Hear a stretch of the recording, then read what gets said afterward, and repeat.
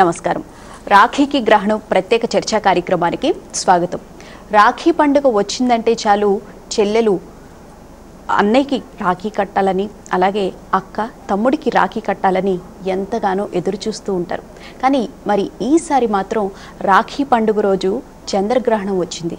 మరి చంద్రగ్రహణం రోజు అన్నకి కానీ చెల్లెలకి రాఖీ కట్టాలా లేదా అని చాలామంది సందేహపడుతూ ఉన్నారు. దీని గురించే భక్తి టీవీ ప్రత్యేక చర్చా కార్యక్రమాన్ని రాఖీకి గ్రహణం అనే కార్యక్రమాన్ని చేపట్టింది. దీని గురించి మనకు తెలియజేయడానికి ప్రముఖ జ్యోతిష నిపుణుడు డాక్టర్ శంకర్ మంచి గారు, అలాగే దాడిచర్ల నాగేశ్వర సిద్ధాంతి గారు మనతో పాటు ఉన్నారు. మీకు కూడా ఈ చంద్రగ్రహణానికి సంబంధించి ఎలాంటి సందేహాలు ఉన్నా స్క్రీన్ మీద కనిపిస్తున్న లైవ్ నంబర్స్కి కాల్ చేసి చంద్రగ్రహణం రోజు మరి రాఖీ కట్టవచ్చా లేదా అనేటువంటి సందేహాలను నివృత్తి చేసుకోవచ్చు. నమస్కారం అండి గురుగారు. నమస్కారం. నమస్కారం అండి గురుగారు. నమస్కారం అమ్మా.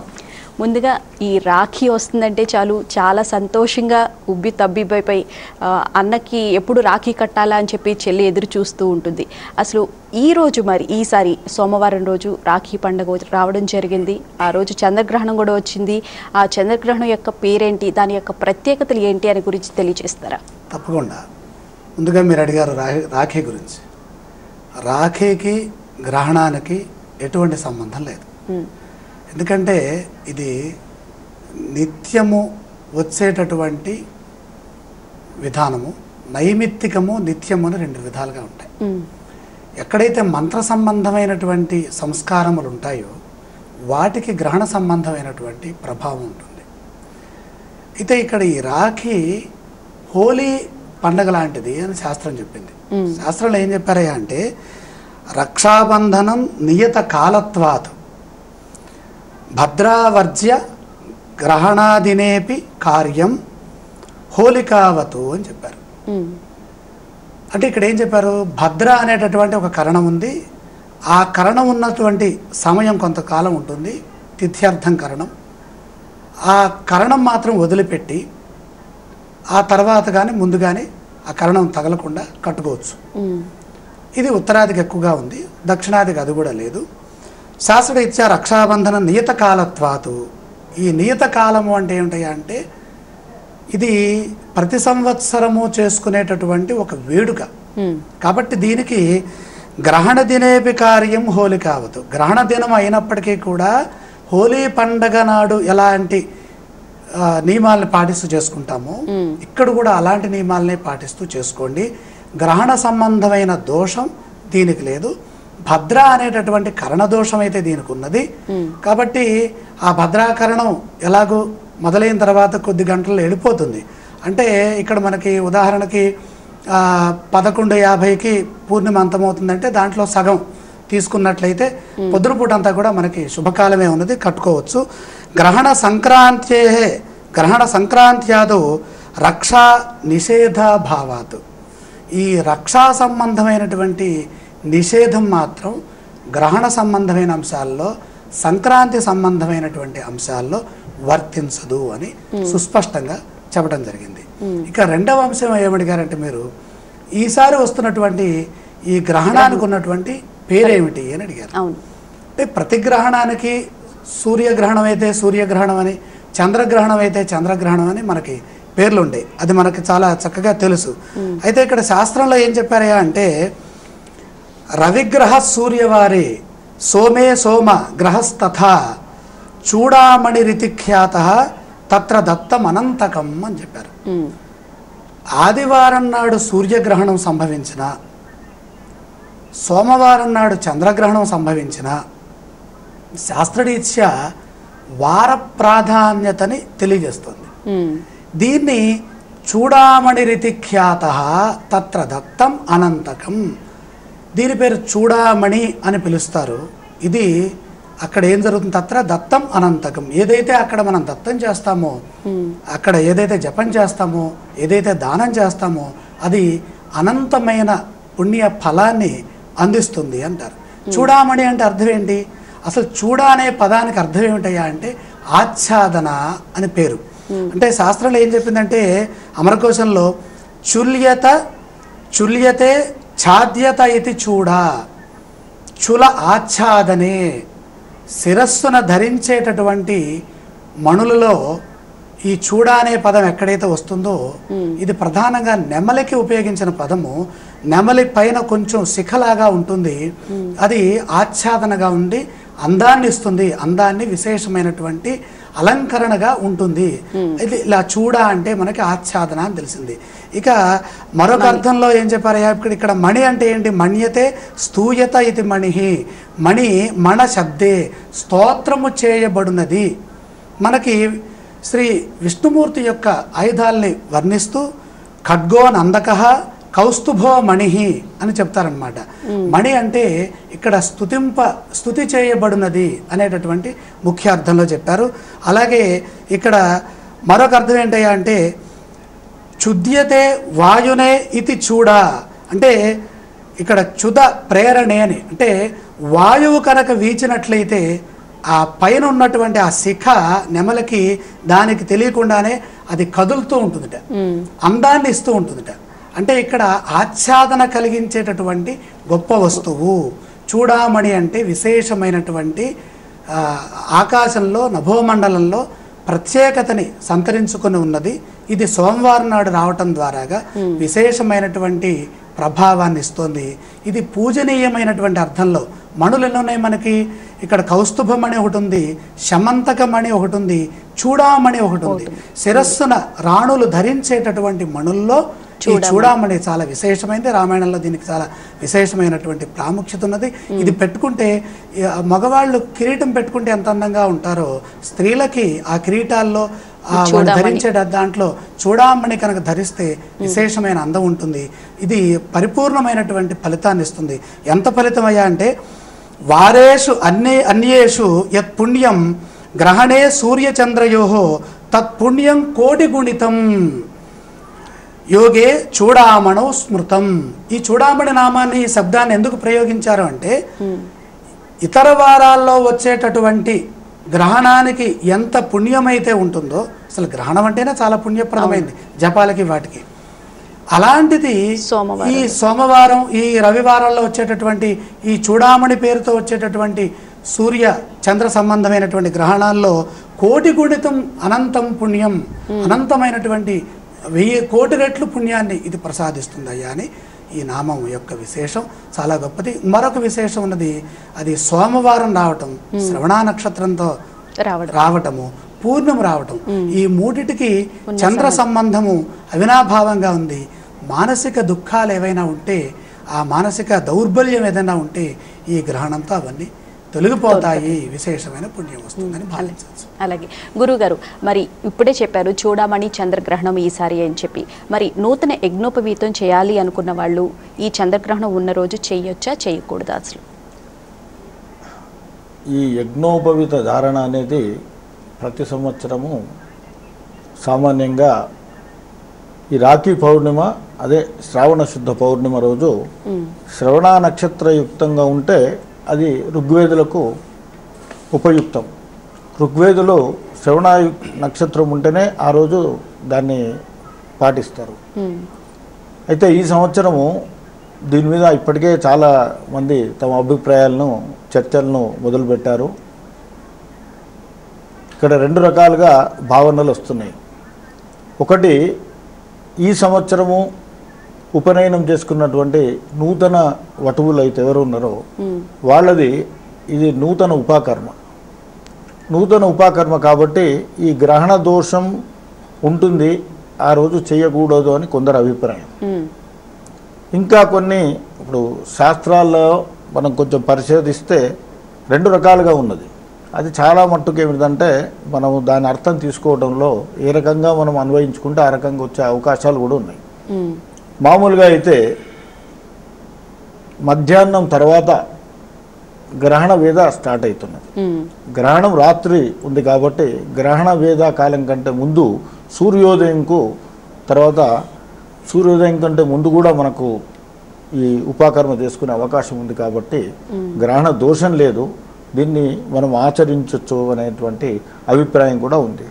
అయితే ఇంత క్రితం వచ్చినటువంటి కొన్ని గ్రహణాలను పరిశీలిస్తే 1952లో అనుకుంటా అప్పుడు వచ్చినప్పుడు ఈ రకంగానే దాని మీద చర్చ జరిగితే ఈ యజ్ఞోపవీతం ఎవరైతే ప్రతి సంవత్సరం మార్చుకుంటారో మామూలుగా అది మట్టుకు ఈ పౌర్ణమి రోజు మార్చుకోవచ్చు. నూతన వటువులకు ఏదైతే ఉపాకర్మ ఉందో ఆ ఉపాకర్మ, ఎందుకంటే హోమం చేయవలసి ఉంటుంది. అట్లాగే ఋషులు కాండవ వాళ్ళందరినీ పిలిచి వారిని అందరిని ఆహ్వానించి వారికి పూజాదులు చేసి హోమము తర్పణం ఇవన్నీ చేయవలసి ఉంటుంది. కాబట్టి ఆ కర్మ చేయటానికి ఇది ఉపయుక్తం కాదు. వారు మట్టుకు వచ్చే భాద్రపద మాసంలో చేసుకోవటానికి వీలుంటుంది. ఇంకా కొందరు మొన్న హస్త నక్షత్రంకి కానీ గత పంచమికి కానీ చేసుకునే అవకాశం కూడా ఉండింది శాస్త్రంలో. కొందరు ఆచరించి ఉండొచ్చు, కానీ అంత చర్చకు రాలేదు.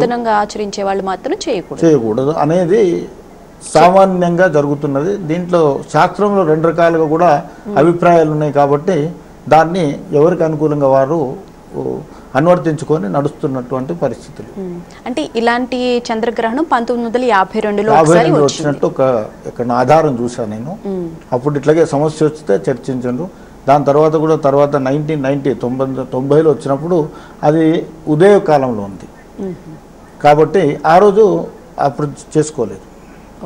రెండింటిని కంపేర్ చేసేవాళ్ళు. వాళ్ళు కంపేర్ చేసే ఏంటంటే 90లో వచ్చిన దానికి ఏమిటిదంటే ఉదయం పూటనే గ్రహణ వేదం ఉంది కాబట్టి అది పనికిరాదని ఆ రోజు చేసుకోలేదు. ఇంకోటి ఏమిటంటే 52లో ఇటువంటి సమస్య వచ్చినప్పుడు అప్పుడు ఈ రకంగానే ఉంది కాబట్టి ఉపాకర్మ ఆ రోజు ఆచరించారు. ఉపాకర్మ అంటే ఇదే, అంటే మామూలు ప్రతి సంవత్సరం మార్చుకునే పెద్దలు ఎవరైతే ఉంటే నూతన వతువులు కాకుండా, ఈ సంవత్సరం ఉపనయనమైన వాళ్ళు కాకుండా మిగతా వాళ్ళు మార్చుకోవటానికి అప్పుడు ఆచరించారు. దాన్నే కొందరు ఉదాహరించారు. సరేనండి, ఒక కాల్ తీసుకుందాం. హలో హలో, నమస్తే అండి, మీ పేరు? నమస్తే అండి, చెప్పండి, ఎక్కడి నుంచి కాల్ చేస్తున్నారు? మీ పేరు? మీరు టీవీ వాళ్ళని కొంచెం మ్యూట్ చేసి మాట్లాడండి. చెప్పండి, ఏం అడగాలనుకుంటున్నారు? అదేనండి, పాపకి 7వ నెల వచ్చింది, గర్భిణి. మామూలుగా గ్రహణం రోజు ఇది ఉంటారు కదా, ఏం చేయాలి? గురువు గారిని అడుగుదామని చేద్దామండి. సరే, శంకరమంచి గారు ఏమడిగారు? గ్రహణం పాపకి 7వ నెల అంట, గర్భవతి, చంద్రగ్రహణం రోజు ఉన్నది కదా, ఏం చేయాలి, ఏం చేయకూడదు? అంటే పెందరాడే ఆహారం తీసుకొని 7 గంటల లోపలే సాయంత్రం ఆహారం తీసుకొని చక్కగా కదలకుండా, అంటే తన రూములో మనం మాత్రమే తిరుగుతూ ఉంటూ కాలక్షేపం చేయటం, విష్ణు నామస్మరణ చేస్తే చాలా మంచి జరుగుతుందమ్మా. ఎటువంటి ఇబ్బంది లేదు. ప్రత్యేకంగా గ్రహణం చూడటం మాత్రం నిషిద్ధం, చూడకూడదు. మంచం మీద పడుకొని హాయిగా రెస్ట్ తీసుకుంటూ తన పనులు తను చేసుకుంటూ తన రూములోనే ఉంటే మంచి జరుగుతుంది. విష్ణు నామస్మరణ చేయటం ఉత్తమమైన ఫలాన్ని ఇస్తుంది. సరే, అంటే అసలు గ్రహణము ఎన్ని గంటలకు ప్రారంభమవుతుందంటారు? ఇక్కడ చంద్రగ్రహణము 7వ తారీఖు రాత్రి 10:53 ప్రారంభమవుతుంది. ప్రారంభము ఇది పాక్షిక చంద్రగ్రహణం. అంటే ఒక 15-16% కూడా చంద్రబింబం నల్లబడదు. కొంచెం చిన్న గ్రహణం అన్నమాట ఇది. 11:50కి గ్రహణ మధ్యకాలం, దాని తర్వాత 12:48కి గ్రహణం యొక్క విడుపు. ఇది సమయం. ఈ 10:53కి మొదలవుతుంది కాబట్టి వృద్ధులు ఆహారం తీసుకోవాలి తప్పదనుకున్న వాళ్ళు ఆ 10:53 వరకు, అంటే దగ్గరగా 11 గంటలకి లోపల అరిగిపోయేటట్టుగా ఒక 3 గంటలు ముందుగా తీసుకోవటం చాలా మంచిది. గ్రహణ సమయంలో ఏవైనా నియమాలు పాటించాలనుకున్న వాళ్ళు గ్రహణ స్నానం చేయటం చాలా మంచిది. గ్రహణారంభ కాలంలో స్నానం, గ్రహణ మధ్యంలో జపం, గ్రహణ అంత్య సమయంలో దానం, మళ్ళీ గ్రహణం విడిచిన తర్వాత స్నానం విశేషమైనటువంటి పుణ్యాన్ని ఇస్తుంది. అన్ని గ్రహణాలు వేరు. ఇది పాక్షికమైనప్పటికీ కూడా కొంచెమే చంద్రబింబం నల్లబడుతూ ఉన్నప్పటికీ కూడా కొంచెం ఎరుపు రంగు ఛాయ ఎక్కువగా ఉంటుంది. సంపూర్ణ చంద్రగ్రహణం కాదు. అయినప్పటికీ సోమవారం శ్రవణ నక్షత్రంలో రావటం వల్ల, సోమవారం అనేది చంద్రుడికి సంబంధించింది, శ్రవణ నక్షత్రం చంద్రుడికి సంబంధించింది. అలాగే ఇక్కడ గ్రహణం చంద్రగ్రహణం. ఈ 3 చంద్ర సంబంధం, శ్రవణ నక్షత్రానికి దశానాథుడు చంద్రుడు ఇలా ఉన్నాయి కాబట్టి ఎక్కువగా ధ్యానం చేయటం, జపం చేసుకోవటం, వీలైతే దానం చేయటం చాలా ఉత్తమం. సరేనండి, ఒక కాల్ తీసుకుందాం. హలో హలో, నమస్తే అండి, మీ పేరు? నా పేరు శివపార్వతి అండి. ఎక్కడి నుంచి కాల్ చేస్తున్నారండి? మేము ప్రకాశం డిస్ట్రిక్ట్ మేడం. చెప్పండి, ఏం అడగాలనుకుంటున్నారు? మేడం, ఈ రాఖీ రోజు గ్రహణం వచ్చింది కదా, ఆ గ్రహణానికి ముందు కట్టాలా లేకపోతే గ్రహణం తర్వాత కట్టాలండి రాఖీ అనేది? సిద్ధాంత్ గారు. ఇందాక గురుగారు కూడా మీకు చెప్పారమ్మా, రాఖీ పౌర్ణిమకు తర్వాత మనకు మిగతా శాస్త్రోక్తంగా చేసే యజ్ఞోపవీత ధారణ వీటికి కొంత వ్యత్యాసం ఉంది. ఇది ఈ పండుగ ఏమిటిదనంటే ఒక ఆచారంగా మాత్రమే నడుస్తుంది. శాస్త్రబద్ధంగా శాస్త్రపరంగా దీనికి ఫలానా తిథి ఉండాలి, ఫలానా నక్షత్రం ఉండాలి, ఈ యోగము ఈ కరణం అనేటువంటి ఏ నిర్దేశించబడి లేదెక్కడ. అయితే ఇది మనం ఒక ఆనవాయితీగా నడుపుకుంటున్నాం. కాబట్టి గ్రహణ వేద ఏమిటిదంటే మధ్యాహ్నము 1 గంట తర్వాతనే మొదలవుతుంది. కాబట్టి దాని లోపల కొంతమంది ఇంట్లో పూజలు చేసే ఆచారం ఉంది, పూజలు చేసేటము. అదేవిధంగా ఈ రక్షాబంధనాలకు రాఖీలకు కూడా పూజ చేసి దేవుడి దగ్గర పెట్టి దాని తర్వాత పిల్లలకు ఇదే అక్క చెల్లెళ్ళు వీళ్లకు కట్టుకోవటము, ఇది మన దగ్గర ఆచారం. ఇది సోదరీమణులు సోదరులకు అన్ని మంచి జరగాలని ఒక రక్షణలాగా వీరేమిటిదంటే అన్ని శుభాలు జరగాలని రక్షణంగా ఈ బంధాన్ని చేస్తారు. దీన్నే రక్షాబంధనం అని కూడా అంటారు. కాబట్టి దీనికి ప్రత్యేకంగా గ్రహణ వేద కంటే ముందు మనం ఆచరిస్తే బాగుంటుంది. ఇది ఒకటే రోజున కాకుండా కూడా తర్వాత కూడా 2-3 రోజుల వరకు కూడా కొనసాగించే ఆచారం కూడా మన దగ్గర ఉంది. కాబట్టి దీనికి గ్రహణంతో పెద్ద దోషం అనేది లేదండి. సరేనండి, మరో కాల్ తీసుకుందాం. హలో, చెప్పండి సార్. హలో, నమస్తే అండి, మీ పేరు? నమస్తే అండి, మీ పేరు? హలో, నా పేరు రాము. ఎక్కడి నుంచి కాల్ చేస్తున్నారండి? హైదరాబాద్. సరే, మీ సమస్య ఏంటో చెప్పండి, ఏం అడగాలనుకుంటున్నారు? రేపు మా భార్య రాఖీ కట్టడానికి వెళ్తుంది. అదే రాఖీ ఉందన్నారు కదా గ్రహణం. అవును, ఆ గ్రహణం కోసం ముందుగా కట్టాలా ఏంటి అని? ముందు కూడా కట్టుకోవచ్చు అని అందరూ అది కూడా సమస్యగానే. కట్టచ్చండి. ఎప్పుడు ఎన్ని గంటలకు కడతాము? సహజంగా ఉదయం నుంచి మధ్యాహ్నం లోపు కడతాం. ఇప్పుడు అదే చేయండి. ఈ రాఖీ అంటే రక్షాబంధనం, రక్షాబంధనం యొక్క ఉద్దేశ్యం వేరు. కాబట్టి సోదరులు శుభప్రదంగా బ్రహ్మాండంగా ఆయురారోగ్యాలతో ఉండాలని సూచించేది కనుక ఇది మంత్రవిహితమైనటువంటి కార్యం కాదు కనుక చక్కగా కట్టుకోవచ్చండి. గ్రహణానికి దీనికి సంబంధం లేదు. మీ ధర్మపత్ని గారు వెళ్ళి మీ భావమృదులకి చక్కగా రాఖీ కట్టి డబ్బులు తెచ్చుకోవచ్చు, ఎటువంటి ఇబ్బంది లేదు. సరేనండి, ఒక చిన్న విరామం తర్వాత